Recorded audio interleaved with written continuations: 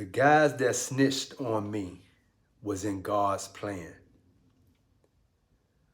One in particular, the star witness, the one that started the case, I found out later he was in God's plan. For a number of years when I was in prison, I was thinking about whenever I did get out, I was thinking wicked plans and wicked schemes on how I was going to make the snitch pay for what he done to me, my brother, my co-defendants, all of our families and friends, and everybody that came to prison with us when we came to prison physically. And so the plans that I was thinking was so devious and so wicked. I used to read books about it. I studied about it. I planned and plotted what I was going to do to this man when I got out of prison. And it's something about a man that has a lot of time in prison, that has a lot of time on his hand, because in prison you could get all kind of books. Anything that you want, almost in a book form, you probably could get it in prison. And when a man think 10, 20 years plotting and scheming on what they're going to do to another person, that's a lot of time to perfect a wicked scheme. But while I was in prison, something told me that I was going to get out one day. And so I was trying to do everything that I could do to stay out of trouble. So if something did come up, I would be eligible to receive some type of relief on my sentence. And I remember probably on my for the first 2 years, I was just wilding. Not violently, but I was acting other than myself. And I remember going to a Nation of Islam service. And the brother said over the rostrum that the most honorable Elijah Muhammad can get you out of prison overnight. And when I heard that, my ears perked up. I'm like, he could get me out of prison overnight? I say, man, this the religion that I need to be following. Somebody that could get me out of prison overnight. And I'll tell you about them brothers in the Nation of Islam in prison. Like, I've met at least 30 brothers that could have played the movie Malcolm X. Them brothers were sharp, you know. But I tell you, what really, really got me when they say the most honorable Elijah Muhammad can get me out of prison overnight. And I didn't know that overnight,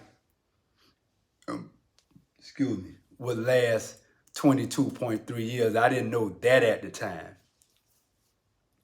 And so I joined the Nation of Islam. I mean, when I'm into something, I'm into it. And I was growing and I was, learning things that I didn't know, just elevating spiritually. And then I got to a point in my spirituality where I wasn't growing no more. And I yearned God. I yearned to grow and get closer to God. But something was blocking me on my journey to God. And then I had read something in the scripture where it talked about having a stony heart, And then I heard something about lip profession, saying out of your mouth when your heart and what you got in your heart goes contrary to that and what you say out your mouth. And so I was asking God, I was like, why am I not growing? Because I'm sincere. And then I remembered the malice that I had in my heart for the guy that snitched on me. And then I started thinking about the wicked imaginations of my mind on things that I would do when I get out to him and his family. Wanting to get revenge on him and his family like me and my family was suffering. And then it came to me one day, it says, you got wickedness in your heart. God can't use a man that has wickedness in his heart. And I said, oh, I got to change the way I feel about this man in my heart. I got to change the way I think about this man. And so I know it was my heart, what was in my heart of hearts to do to the snitch that stopped me from growing and get closer to God. And I don't know how that message came to me. But I was talking to one guy out of the town that the brother that told on me, he knew the brother. And so after I prayed on it and prayed on it and prayed on it, I went to the guy, asked him, I said, hey man, could you tell so-and-so that I would love to talk to him? And so within the course of probably about a week or two, the brother came back and he called me to the phone. And he let me speak to the brother that told on me. And yeah, I call him I call the snitch a brother. Yeah. And so I talked to him. I say, man, look at here, man. I say, I want to let you know, man, that I forgive you, man, down in from the bottom of my heart. I say, because you didn't introduce me to drugs. I was selling drugs before I met you. And I had plenty warnings. And the scriptures talk about it, says, warning comes before destruction. So I dreamed when I was like 18 years old, I dreamed about going to prison for a long time.